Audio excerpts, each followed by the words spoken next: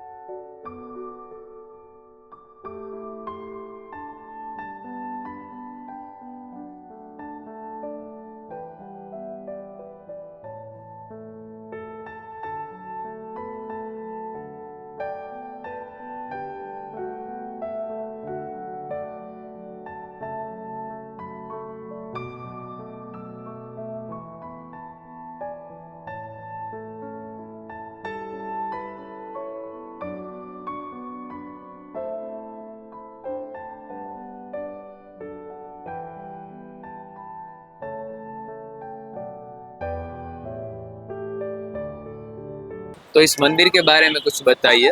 प्रमुख स्वामी महाराज को इस मंदिर का विचार कैसा है, इस मंदिर बनाने का ध्येय क्या था, उसके बारे में कुछ बताइए। परम पूज्य प्रमुख स्वामी महाराज ने आज से 26 साल पहले इस मंदिर का निर्माण किया था, इसमें प्राण प्रतिष्ठा की थी। उनका मानना था कि जिस तरह समाज में अस्पताल की ज़रूरत है, जिस तरह समाज में स्कूल या पुलिस स्टेशन की ज़रूरत है, उसी तरह मंदिर भी समाज का एक अविभाज्य अंग है। क्योंकि यहाँ पर आने से हर इंसान को, हर व्यक्ति को शांति और स्थिरता का अनुभव होता है। जीवन में किस ओर जाना है, एक सच्ची दिशा का मार्गदर्शन प्राप्त होता है।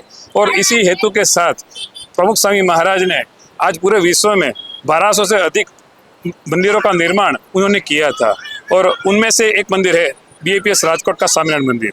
आज इस मंदिर की ओर से करीब 160 से अधिक सामाजिक प्रवृत्तियां भी हो रही है।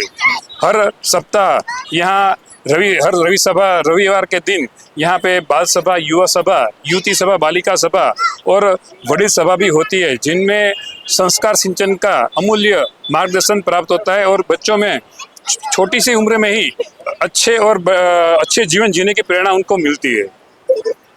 तो मुझे ये बताइए कि मंदिर का निर्माण कैसे हुआ, शास्त्रोक्त विधि तरीके से, कौन सा साल था जब प्रमुख स्वामी महाराज ने सोचा, और मंदिर का निर्माण कौन से साल में शुरू हुआ?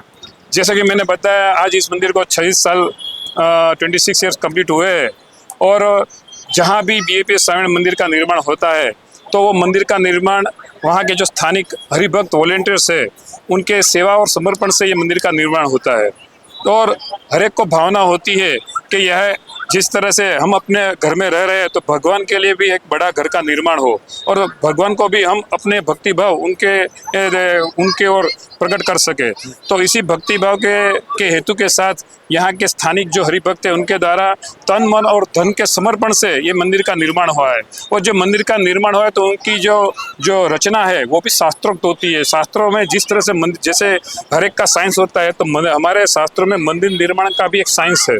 तो उसी मंदिर निर्माण के साइंस के उपयोग के द्वारा इस मंदिर की डिज़ाइन की जाती है और उसी तरह से उसका निर्माण किया जाता है। यहाँ पत्थर है तो हर पत्थर की एक विशेषता होती है, मतलब इसकी डिज़ाइन की भी एक विशेषता होती है। तो वो सब शास्त्रोक्त जो हमारे शास्त्रों में कहा गया है उसी हिसाब से ये मंदिर का निर्माण होता है। आपने जैसे हरिभक्तों के बारे में बताया, तो जैसे कौन से दिन यहाँ पे हरिभक्त बहुत ज़्यादा होते हैं, क्या क्या प्रवृत्ति होती है हरिभक्तों के लिए यहाँ पर? यूँ तो हर रोज आप अभी भी देख रहे हो कि कई सारे हरिभक्त यहाँ भी अभी दर्शन के लिए प्रतीक्षा कर रहे हैं, भगवान के दर्शन खुलने वाले हैं। और उसके अलावा हर रोज सुबह से लेकर मंगला आरती सब सुबह 6 बजे होती है, तो सुबह 6 बजे मंगला आरती में भी कई भक्त बड़ी मात्रा में यहाँ उपस्थित रहते हैं। बाद में पूरे दिन 5 टाइम जो आरती होती है उसमें भी जो मुमुक्षु लोग हैं, जो भक्तगण है वो उपस्थित रहते हैं दर्शन के लिए, और लोग भी आते हैं। और सभा की बात करूँ तो यहाँ संस्कार सिंचन का जो कार्य हो रहा है सभा के द्वारा, तो उसमें जो बच्चों के लिए बाल सभा है, बालिका सभा है, शिशु सभा है, युवक और युवती सभा है और वडील सभा होती है। तो सप्ताह में हर रोज संस्कार सिंचन का कार्य सभा के द्वारा चालू होता है। कई बार ऐसा होता है कि राजकोट बड़ा शहर है तो अलग अलग जो एरिया है वहाँ अलग अलग एरिया में परासभा होती है, तो वो भी मंदिर की ओर से संत वहाँ जाते हैं और आध्यात्मिक सभा एक वातावरण खड़ा होता है और संतों के मुख से जो एक ज्ञानवाणी सुनना है ये भी एक बड़ा लाभ है, जिससे कई लोगों को एक अच्छे और उच्च जीवन जीने की प्रेरणा मिलती है।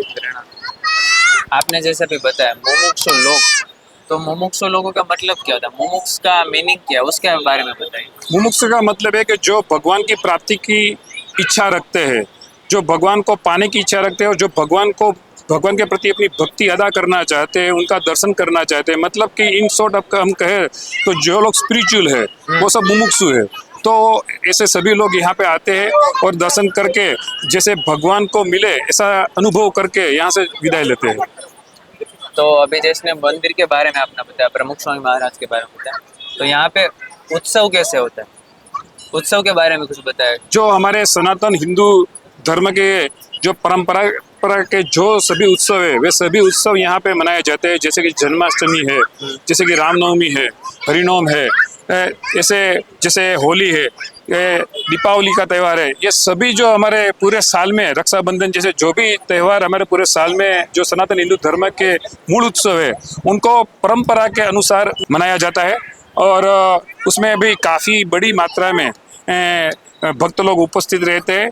जैसे मैं हाल ही की बात करूं तो दीपावली के दूसरे दिन जब नया साल का दिन आता है, जिसको हम बड़ी उमंग और उत्साह के साथ मनाते हैं, तो हर हिंदू साल के पहले दिन भगवान के समक्ष बड़ा अन्नकूट का उत्सव मनाया जाता है। बड़ी मात्रा में भक्त लोग अपने घर से खाद्य सामग्री वानगी बनाकर लेके आते हैं और भगवान को भोग लगाते हैं। तो ऐसे पूरे शुरू से लेके साल के अंत तक सभी त्योहार बड़ी भक्ति भाव और दिव्यता से मनाया जाता है। तो आपने जैसे मंदिर के बारे में बताया, मंदिर के निर्माण के बारे में, भगवान के बारे में, तो यहाँ पर मूर्ति कैसे प्रतिष्ठित की है उसके बारे में बताइए। यहाँ जैसे हम देख रहे हैं पीछे हनुमान जी महाराज की प्रतिष्ठा की गई है मतलब हमारे बीएपीएस के हर मंदिर में हनुमान जी महाराज को आगे ही प्रतिष्ठित किया जाता है, उसी तरह गणपति महाराज की भी प्रतिष्ठा होती है। और जो मुख्य जो मंदिर में 3 शिखर है तो वहाँ राधा कृष्ण भगवान की मूर्ति प्रतिष्ठित की जाती है, और उसके साथ भगवान स्वामीनारायण, अक्षर पुरुषोत्तम महाराज और घनश्याम महाराज की मूर्ति की भी प्रतिष्ठा की जाती है। और जो बीएपी संस्था की जो गुणातीत गुरु परंपरा है, तो गुरु परंपरा की मूर्ति की भी प्रतिष्ठा की जाती है, क्योंकि शास्त्र में जैसे कहा गया है, गुरुर ब्रह्मा गुरुर विष्णु गुरुर्देवो महेश्वर गुरु साक्षात परब्रह्म तस्मै श्री गुरु वे नमः। तो गुरु को भगवान की उपमा दी गई है, तो उसी तरह गुरु का पूजन भी हमारे शास्त्रों में उत्तम किया माना गया है, तो उसी हिसाब के गुरु की मूर्ति की भी प्रतिष्ठा की गई है। ठीक है, तो अभी जैसे आपने बताया गुरु परंपरा के बारे में, तो उसके बारे में मैं थोड़ा बताइए। जो जिससे कि हमने आगे दर्शन किए भगत जी महाराज, शास्त्री जी महाराज, योगी जी महाराज, तो ये गुरु परंपरा है। और जिसके हम अभी दर्शन कर रहे हैं, ये प्रमुख स्वामी महाराज जिन्होंने मंदिर का निर्माण करवाया था। और प्रमुख स्वामी महाराज के आध्यात्मिक अनुगामी है वर्तमान काल में प्रकट ब्रह्म स्वरूप महंत स्वामी महाराज। प्रमुख स्वामी महाराज जिन्होंने ये निर्माण करवाया, उनका जीवन का एक सूत्र था, वे हर हमेश कहा करते थे कि दूसरों के सुख में हमारा सुख है, दूसरों की भलाई में हमारी भलाई है, और दूसरों के उत्कर्ष में हमारा उत्कर्ष है। तो ये न बल्कि उनका एक जीवन मंत्र था, बल्कि वे पूरा अपना जीवन इसी मंत्र के आधारित उन्होंने पसार किया। उनकी हर पल हर क्षण उन्होंने दूसरों के सुख के लिए पसार किए, व्यतीत किए, और इसी मंत्र के आधार पर उन्होंने अपना पूरा जीवन जिया है। और अपने जो आश्रित है, उनके जो शिष्य है, हम सभी को भी यही सीख दे रहे हैं कि हमें भी दूसरों के लिए जीना चाहिए और दूसरों को मदद करनी चाहिए। जय स्वामी। जय स्वामी। श्वेत दर्शन स्वामी, आपके बारे में कुछ बताइए। आप इस मंदिर में क्या क्या प्रवृत्ति करते हो? जैसे अभी बताया मुझे कि आप बालकों के साथ उसको स्नान देते हो, उसके बारे में कुछ बताइए, मंदिर के बारे में। जी, प्रमुख स्वामी जी महाराज ने 1998 में इस मंदिर की प्राण प्रतिष्ठा की थी। जब भी मंदिर की प्राण प्रतिष्ठा होती है, उसमें बसी मूर्तियों की प्रतिष्ठा प्रमुख स्वामी जी महाराज एवं महंत स्वामी जी महाराज करते हैं, तो उसकी बहुत बड़ी सभा होती है। और उस सभा में प्रमुख स्वामी जी महाराज एवं महंत स्वामी जी महाराज यह कहते हैं कि ये मंदिर हम अभी प्रतिष्ठा कर रहे हैं और सभी के लिए हम ओपन करेंगे, तो ये पूरी सनातन संस्कृति के लिए है मंदिर, न केवल स्वामीनारायण संप्रदाय के अनुयायियों के लिए है, लेकिन समग्र सनातन हरिभक्त सनातन मनुष्य को लिए है। ये मंदिर की विशेषता यह है कि हम कहते हैं, प्रमुख स्वामी जी महाराज जब सभा में पूर्णाहुति में बोलते थे कि मन को स्थिर करे वो मंदिर मन को स्थिरता देता है, स्थिरता प्रदान करता है। और सही में वो बात सच है कि मन के द्वार एक ही जगह पे खोलने चाहिए, वो भी मंदिर है। क्योंकि क्या होता है कि काफ़ी लोग हमें मिलते हैं और बोलते हैं कि स्वामी जी मन बहुत अस्थिर रहता है। तो सीधी सी बात है, अगर आप ऐसी चीज़ जुड़ोगे कि जो अस्थिर है, तो आप भी अस्थिर हो जाओगे। कोई वाइब्रेटर मशीन पे खड़े रह के हम स्थिर नहीं रह पाते। तो वैसे ये जगत, ये पूरा समुदाय वो अस्थिर है, ये लोक ये अस्थिर है। हम उनसे जुड़ेंगे तो हमारी मति, हमारा मन वो भी अस्थिर हो जाएगा। तो अगर हम भगवान से जुड़ेंगे, जो पूरी दुनिया को स्थिर रखता है, पृथ्वी कितने सालों से, कितने वर्षों से सूर्य के आसपास परिभ्रमण करती है, लेकिन स्थिर है। अगर उसमें थोड़ा सा भी वाइब्रेशन आ जाए तो हमारा जीना नामुमकिन हो सकता है। तो भगवान में अगर जुड़ जाए तो वो स्थिरता प्रदान करते हैं।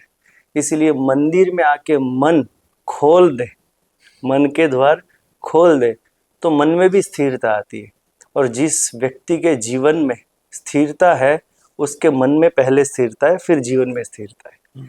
हमारे यहाँ बहुत सारे लोग आते हैं मिलने के लिए। अभी लास्ट टाइम थोड़े दिन पहले ही वर्मा जी, वो तिलक वर्मा आए थे, क्रिकेटर तिलक वर्मा आए थे, उनसे हमारी बात हुई थी। और जब बात हुई तो मैंने पूछा कि विराट कोहली जी ने कहा था कि जब फाइनल मैच में खेल रहा था साउथ अफ्रीका के सामने, तो भगवान ने मुझे अहंकार नहीं आने दिया। अगर अहंकार आने भी दिया होता, थोड़ा भी मैं अहंकार लाता, तो मेरा माइंड अनस्टेबल हो जाता, और अगर अनस्टेबल हो जाता तो मैं खेल नहीं पाता। तो विराट, उन्होंने भी बोला कि स्वामी जी, जितने भी क्रिकेटर होते हैं ना, वो पहले भगवान से प्रार्थना करते हैं कि मेरा मन स्थिर रखना, तभी मैं खेल पाऊंगा। क्योंकि हजारों लोग यहाँ वहाँ होते हैं, उनका प्रेशर इतना होता है, तो मन स्टेबल नहीं रह पाता। हम भगवान से प्रार्थना करते। फिर उन्होंने बोला कि शायद 50 भी लगा दे, 100 भी लगा दे, फिर भी ऊपर देख के भगवान को बोलते हैं कि आपने स्टेबल रखा, तब मैं खेल पाया, तब मैं यहाँ पे स्टैंड कर पाया, वरना निकल जाता यहाँ से। वैसे काफ़ी हरिभक्त भी है हमारे जो भगवान से जुड़े। आपको शायद पता होगा कि मार्क जुकरबर्ग, उनका नाम सुना है, जो मेटा सेक्टर के किंग है, और जितने भी प्लेटफॉर्म हम यूज़ करते हैं, व्हाट्सएप, फेसबुक, उनके ओनर है वो। उन्होंने एक बार अब मोदी जी के सामने ही ये बात बताई थी जो मैं आपको कहने जा रहा हूँ।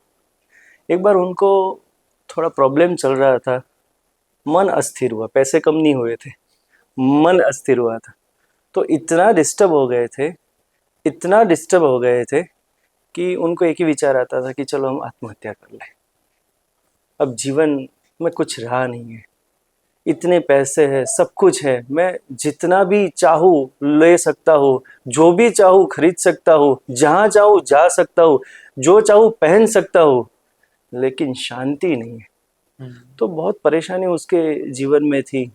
तब किसी ने उनको कहा कि एक काम करो, अब भारत चले जाओ और वहाँ जाके सिर्फ देखना, किसी को मिलना मत, सिर्फ देखना कि भारत के लोग कैसे रहते हैं, शांति हो जाएगी।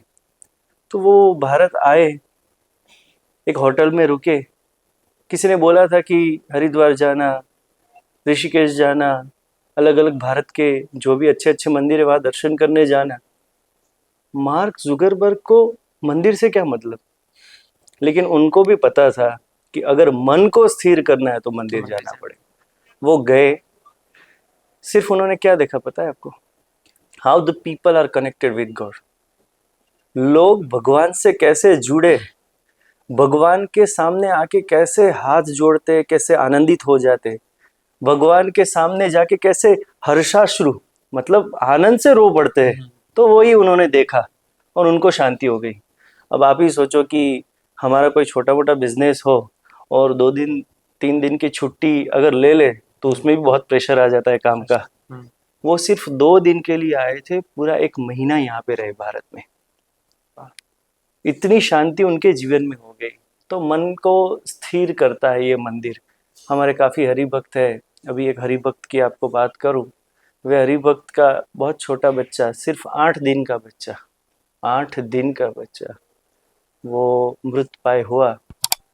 लेकिन जब उन्होंने मुझे फ़ोन किया, सामने से फ़ोन किया कि स्वामी जी ऐसी घटना हो चुकी है, तो मैं सोच रहा था कि सांत्वना मैं दूं कि चलो भगवान अच्छा करेंगे आपके। उससे पहले उन्होंने कहा कि स्वामी जी चिंता का वैसे कोई विषय नहीं है, दुख का तो कारण है, लेकिन भगवान ने हमें दिया था और भगवान उसे सुखी कर गए और आगे भी भगवान हमें सुखी रखेंगे, चिंता मत करो। वो हमें दे रहे सांत्वना। तो ये मन स्थिर करता है। और ऐसा नहीं है कि हमारे हरिभक्तों के लिए ही है। यहाँ पे रवि सभा हो रही है अभी, उसके नीचे युवक युवती सभा हो रही है, यहाँ मंदिर के नीचे पोडियम में बाल सभा बालिका सभा हो रही। एवं हम तो सोचते हैं कि बाल सभा तो ये क्या चीज है, बच्चों को कैसे समझाया कि आत्मा परमात्मा क्या है, शांति क्या है, अहम ममत्व को त्यागना क्या है, कैसे समझाएंगे? इनको तो समझाते हैं, लेकिन यहाँ पे ऊपर हॉल है ना, उसमें शिशु सभा होती है, छोटे छोटे बच्चे के लिए जो भी पढ़ाई में भी नहीं गए, उनको भी ज्ञान देते हैं कि बेटा अगर सुखी होना है तो भगवान के पास आना पड़ेगा, क्योंकि भगवान ने सब दिया है, समृद्धि दी है हमें मौज शौक आराम विलास सब कुछ दिया है, लेकिन भगवान ने एक चीज उनके पास रखी है, पता है क्या? शांति। उन्होंने अपने पैरों के नीचे दबा के रखी है, शांति चाहिए बेटा यहाँ पे आओ। तो ये मंदिर है जो भगवान स्वामीनारायण ने यहाँ पे बनाया है, ये पूरे विश्व के लिए शांति का धाम है। तो आपको और यहाँ देखने वाले सभी को मैं एक आमंत्रण दे रहा हूँ कि यहाँ आइए और शांति प्राप्त कीजिए। जय स्वामीनारायण। जय स्वामीनारायण। जय स्वामी। जय સ્વામિનારાયણ। आपके बारे में कुछ बताइए, आप मंदिर में क्या सेवा प्रवृत्ति करते हो? હું નાનપણથી જ બીએપીએસ સંસ્થા સાથે જોડાયેલી છું અને અહીંયા નાનપણથી જ બધી ઉત્કર્ષના જેમ કે સેવા કાર્યો થાય છે। અહીંયા જોઈએ તો મંદિરમાં નાનપણથી જ આપણને વ્યસન મુક્તિ અને જીવન કઈ રીતે જીવવું એના બેઝિક નિયમો પણ શીખવાડવામાં આવે છે અને સાથે સાથે નારીઓ માટે બીએપીએસ સંસ્થા એક ખૂબ અનેરું કાર્ય કરી રહી છે। નારીઓને પોતાનું એક અલગ મંચ કે જે પોતાની અભિવ્યક્તિ દર્શાવી શકે, જેમ કે વાણી વક્તવ્ય દ્વારા, સુર ભક્તિ સંગીત દ્વારા, કલા છે એ તો નૃત્ય અને સંવાદ દ્વારા, આ બધું જેમ કે મહિલા પ્રવૃત્તિમાં અંદર આવરી લેવામાં આવે છે અને એમની તમામ સિદ્ધિઓને અહીંયા સન્માન પણ મળે જ છે અને મહિલાને પોતાના જીવનમાં કઈ રીતે આગળ વધવું અને કઈ રીતે પગભર થવું એના પણ એમ કે વિશેષ અહીંયા પ્રવચનો દ્વારા પણ એમ કે એ લોકોને સમજાવવામાં આવે છે।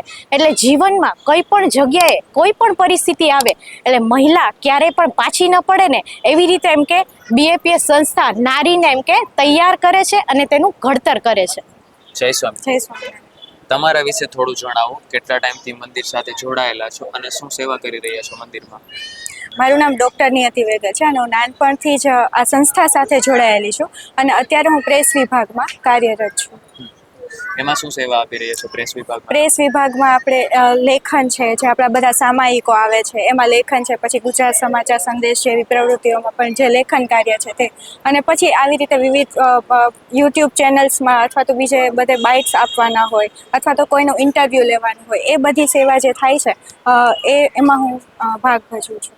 કેટલા સમયથી આ કરી રહ્યા છો તમે? હું અત્યારે તો લગભગ 6-7 વર્ષથી આ સેવામાં જોડાયેલી 6-7 છું વર્ષથી આ અને સેવા. બાકી બાળપણથી જ આ સંસ્થા સાથે જોડાયેલી છું। બાળપણથી જ આ સંસ્થા સાથે?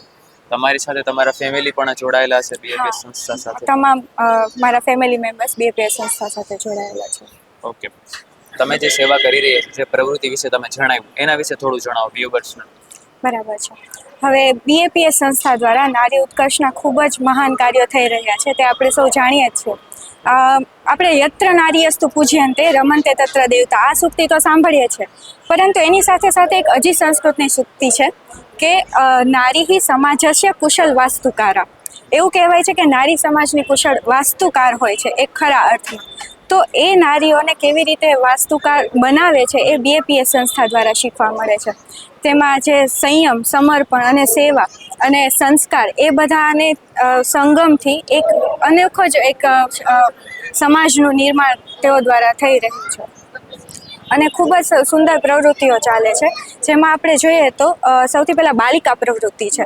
બાલિકા પ્રવૃત્તિમાં બાલિકા કાર્યકરો બાલિકાઓને સંસ્કાર, સત્સંગ, શિક્ષણ, સ્વાસ્થ્ય, સંસ્કૃતિ અને સ્વવિકાસ જેવા ખૂબ જ આધ્યાત્મિક મૂલ્યો અને સમાજને અનુરૂપ થાય તેવા મૂલ્યોનું શિક્ષણ આપે છે અને સાથે સાથે જ આ બાલિકાઓ ચંચળ માનસ ધરાવતી આ બાલિકા છે તે તેઓના કાર્યકરોને ખૂબ સારી રીતે સમજે છે। તેના મૂળમાં છે એક માતા તુલ્ય તેમને પ્રેમ મળે છે, હૂંફ મળે છે અને નિસ્વાર્થ ભાવનાનું સંચાર થાય છે અને એ બાલિકા સભા એના ઉપરાંત પણ વાર્તા કથન, રમતોત્સવ, વિવિધ બાલિકા પારાયણો, વ્યસન મુક્તિ અભિયાન અને એની સાથે સાથે જ પ્રકૃતિ સંવર્ધન અભિયાન જેવા ખૂબ જ સુંદર કાર્યકરો દ્વારા આ બાલિકા કાર્યકરો તેમને સંસ્કારી સમાજ તૈયાર કરવાની પ્રવૃત્તિમાં પણ જોડે છે। તો આ તો થઈ બાલિકા કાર્યની વાત। હવે છે આપણે યુવતી પ્રવૃત્તિ। યુવતી પ્રવૃત્તિમાં હમણાં યુવાનોમાં આપણે જોઈએ છીએ તો એવું કહેવામાં આવે છે કે કાસ્કો અને દર્પણ યુવાનીને અર્પણ। તો હવે આ યુવાની છે જે દર્પણમાં રાચે છે એને સમર્પણ શીખવાડવા માટે, આકાશને ઊંચાઈએ યુવાનીઓ પહોંચે છે તેને તેના મૂળ સાથે જોડી રાખવા માટે અને ખૂબ જ સુંદર ચારિત્રવાન સમાજ તૈયાર કરવા માટેની જો કોઈ પ્રેરણા આપે છે તો તે એકમાત્ર સ્થાન છે આ બીએપીએસ સ્વામિનારાયણ મંદિર, બીએપીએસ સ્વામિનારાયણ સંસ્થા। અને ખૂબ સુંદર કાર્યક્રમો જેમ કે ભક્તિ પર્વ છે, યુવતી ગોષ્ઠી છે, યુવતી સભા છે, એ બધું પણ અહીંયા ખૂબ સુંદર રીતે આયોજન કરવામાં આવે છે। સાથે સાથે પરિણીત યુવતીઓ છે એને ગર્ભ સંસ્કારની સભાઓ પણ થાય છે કે જેમ આપણને ખબર છે કે 99% બાળકનો વિકાસ ગર્ભમાં થઈ જતો હોય છે। અને આપણે સમક્ષ મહાભારતના અભિમન્યુનું ઉદાહરણ ઉદાહરણ પણ છે. તો આ ગર્ભમાં જ બાળકોને કેવી રીતે વિકાસ કરી અને તે સંસ્કૃતિને ચારિત્રવાન અને નૈતિક મૂલ્યો ધરાવતા બાળકો મળે અને એની સાથે સમાજ તૈયાર થાય તે માટે પણ ખૂબ સુંદર આયોજન અહીં કરવામાં આવે છે. મહિલા પ્રવૃત્તિ એનો તો કહીએ તો સમાજનું કેન્દ્ર બિંદુ એટલે નારી. હમ. અને આ નારીની વિવિધ રીતે પોતાના પરિવારને સાચવવા માટે અને કુશળ રીતે આગે કૂચ કરવા માટે તેઓને પ્રેરણા તો મળે છે ને સાથે સાથે એક સુંદર નેતૃત્વ એ પણ તેઓ સંભાળી રહ્યા છે. સાથે સાથે નેતૃત્વમાં રંગોળીની સેવા હોય, ફુલહારની સેવા હોય કે પછી ઓડિયો વિડીયો ડિપાર્ટમેન્ટ સંભાળવાનું હોય કે કોઈ પણ મેનેજમેન્ટ સંભાળવાનું હોય તે પણ અહીં BAPS સંસ્થા દ્વારા શીખવાડવામાં આવે છે. આથી ઓવરઓલ આપણે જોવા જઈએ તો પારિવારિક, સામાજિક અને નૈતિક મૂલ્યો જે છે અને સમાજના સૂત્રધાર આ મહિલાઓ અને નારીઓ બનવાની પ્રેરણા મળે છે આ સ્વામિનારાયણ મંદિર BAPS દ્વારા.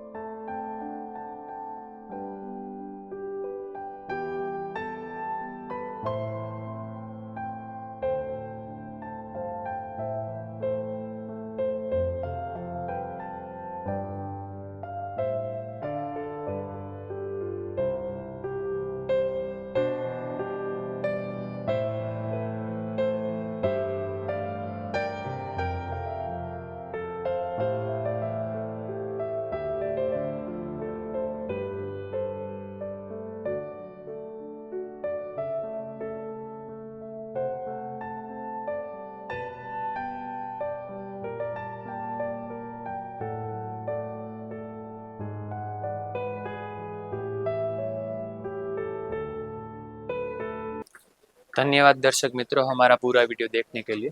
हमारा वीडियो कैसा लगा कमेंट में ज़रूर बताइएगा। अगर अच्छा लगा तो लाइक कीजिए और शेयर कीजिए, और ऐसे ही वीडियो देखने के लिए हमारी चैनल को सब्सक्राइब कीजिए।